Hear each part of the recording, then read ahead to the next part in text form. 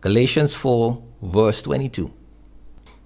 For it is written that Abraham had two sons, one by a slave woman and one by a free woman, one by Hagar, one by Sarah. But the son of the slave was born according to the flesh, meaning he was just a flesh descendant, while the son of the free woman was born through promise, meaning he was born according to how God said he would be born, meaning he would come through Sarah. So when he was born through Sarah, that means the promise was fulfilled. Good? Now, this may be interpreted allegorically. He says, these two women are two covenants. Hagar and Sarah are two covenants. One is from Mount Sinai, bearing children for slavery. She is Hagar. So he says the covenant made at Mount Sinai, which would be the covenant through Moses. He says Hagar represents that. He says, verse 25, now Hagar is Mount Sinai in Arabia. She corresponds to present Jerusalem, for she is in slavery with her children. If the present Jerusalem, meaning the Jerusalem in the time of Paul, he says Jerusalem at the time of Paul, those people were just flesh descendants, just like Ishmael was a flesh descendant. But then also running parallel with the flesh descendant is the flesh descendant who also is a descendant according to promise. Okay, so he goes on now. He says, but the Jerusalem above is free, and she is our mother, meaning the new covenant mother, which Sarah represents. It means that they are flesh descendants, yes, but flesh descendants that conform to the promise of God, to a particular promise of God.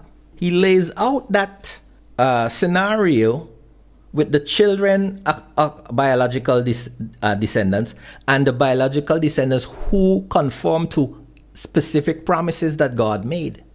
So then we need to ask the question now, what was the promise that was pertinent to Israel in the time of Paul? Because you remember, for the son promised to Abraham, there was a specific promise to Abraham saying that son would be born of Sarah.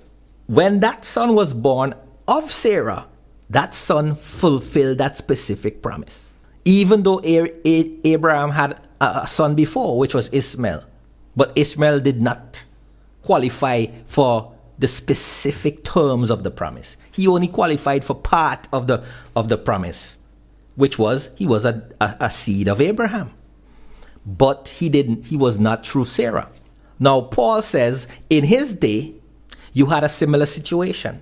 You had children of Israel, descendants of Israel, all of them, but some were just biological descendants, while others were conforming to a promise that God made.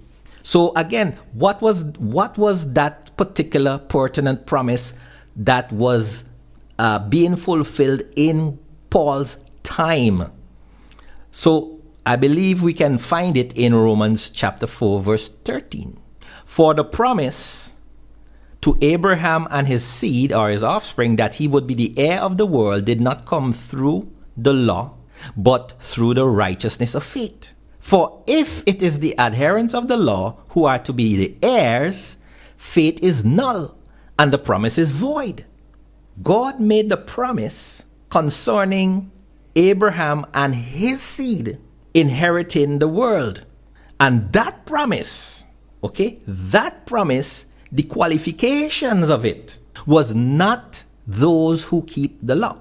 The qualifications of it were those who were righteous by faith. So remember, we are looking for this promise for which in Paul's time, some of Israel were qualifying for it and others were not.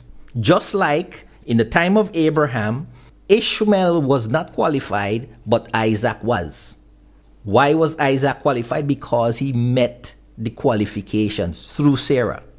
Now, in Paul's time, there was a promise being fulfilled in that time. And some of Israel were not qualified. Why? Because they were trying to meet the qualifications through the keeping of the law, while others were righteous by faith, and so they met the qualifications of the promise. So they were the children of the promise, while those who were attempting to meet the qualifications through the law, they disqualified themselves.